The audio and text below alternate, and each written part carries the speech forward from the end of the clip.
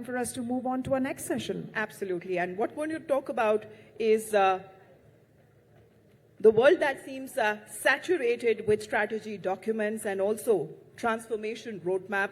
Execution has now emerged as a true differentiator, particularly in highly regulated sectors such as healthcare, life sciences. Execution that actually determines the timelines, the regulatory approvals, and also the patient outcomes, and ultimately institutional credibility. So what we are talking about is innovation without any disciplined delivery remains theoretical, but also breakthroughs that are validated only if they are implemented at a scale. So let's do not waste any time, because we already have our esteemed panelists joining us here on the stage. Please welcome, ladies and gentlemen, Ms. Peyton Howell, Chief Executive Officer of Parexel, in conversation with my colleague, Sumita Kareer, who is the Deputy Editor of ET Now. Surprise.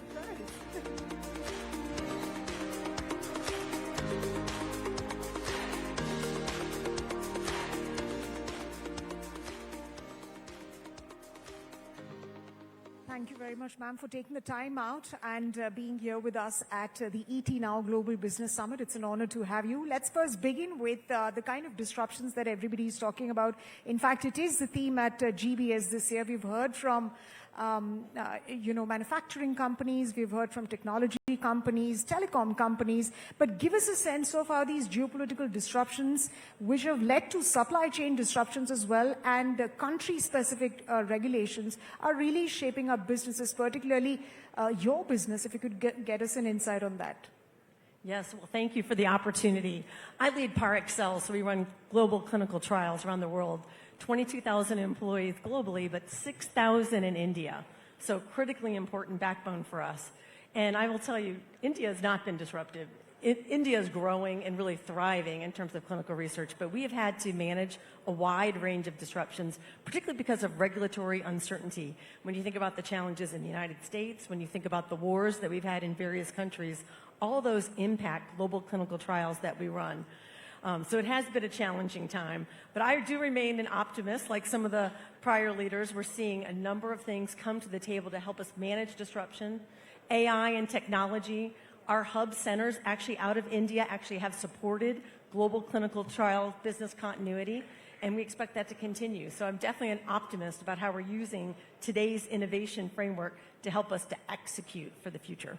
Right. So since you mentioned about AI and, in the previous session as well, we were hearing from Anant Maheshwari who gave his perspective. Do you think AI is going to sort of lead to job losses? Because we have seen in several companies, so many of the roles have completely gotten washed out. They are completely sort of out of the jobs scenario. In your opinion, what are the three trends to watch out for as far as AI and the jobs market is concerned? Yes. It's certainly early, but what we're seeing is actually opportunities from a jobs perspective, elevating the roles of what we do in healthcare.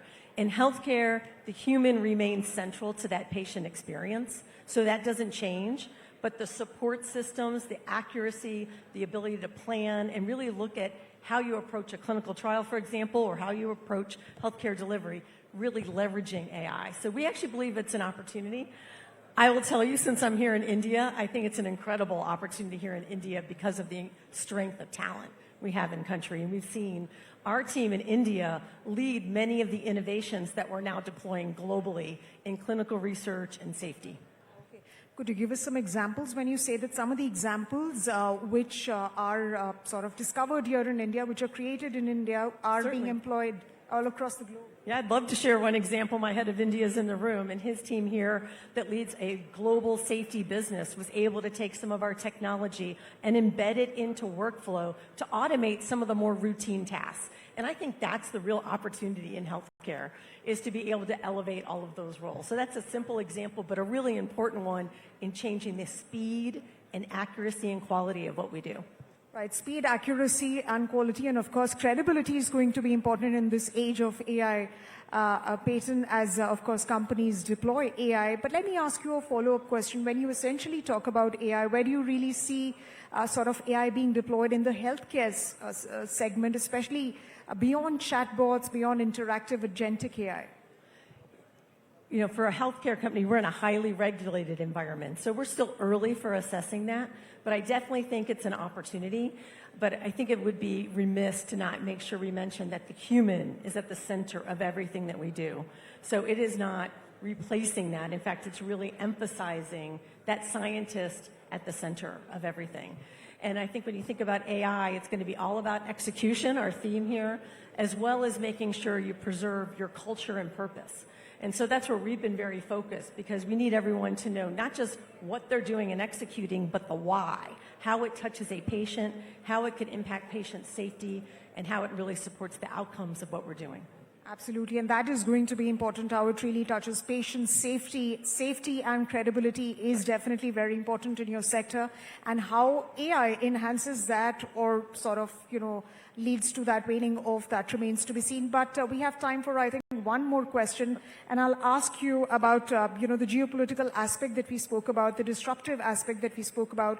Now, what we're seeing is that globalization is sort of, you know, waning away, and countries are moving more towards protectionist attitudes, right? So how can companies then collaborate with companies in other geographies whilst at the same time protecting their interests? Right. Well, we're a global company, so it's literally our job to help companies mitigate that risk as we see some of the more nationalist type regulatory reforms. I think that's one of the areas that we really have to step back, because in clinical research, the accuracy of what we do is impaired if it is not representative of the globe.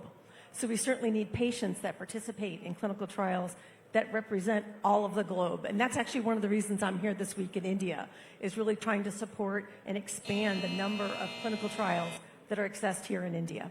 And with that, ma'am, it's time's up, but thank you very much for joining us for this very fascinating conversation. Thank you. Ladies and gentlemen.